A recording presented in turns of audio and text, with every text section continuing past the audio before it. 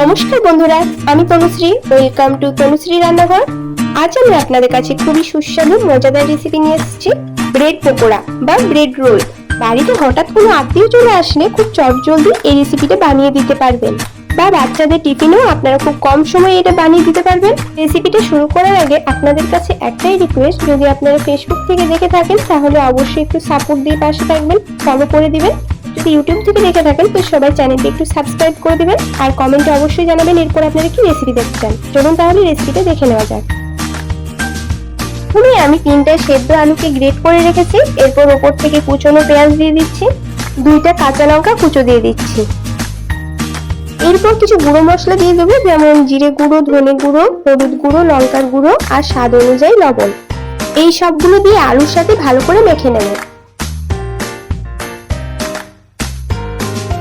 দেখুন, মেখে নেওয়ার পর ঠিক এরকম হয়েছে। এইদিকে একটা প্লেটে আমি একটা ডিম নিয়েছি। এই ডিমটা সামান্য পরিমাণ লবণ দিয়ে ফাটিয়ে নেব।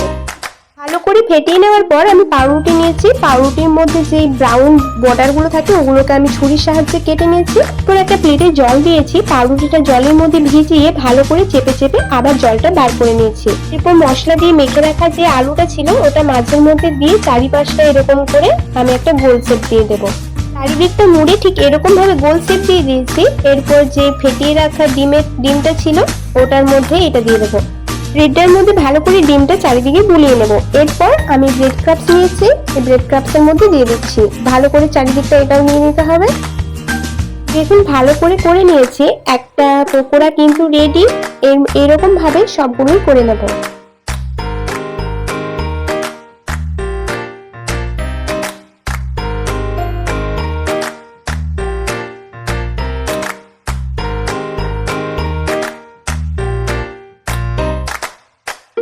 এরকম ভাবে সবগুলো হয়ে গেছে। এদিকে একটা প্যানে আমি রিফাইন্ড অয়েল গরম করে নিয়েছি। এরপর এক এক করে সব পকোড়াগুলো দিয়ে দেবো। দুই পিঠটা উল্টা পাল্টা করে লাল লাল করে ভেজে নিতে হবে।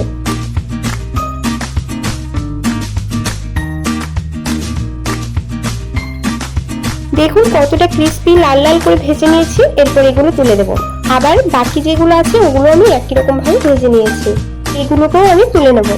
বন্ধুরা, দেখতেই পাচ্ছেন কতটা চটজলদি এই রেসিপিটা হয়ে যায়, আর এটা খেতে কিন্তু অত্যন্ত সুস্বাদু। বাড়িতে একবার হলেও বানিয়ে দেখুন, আশা করছি আপনাদের খুবই পছন্দ হবে।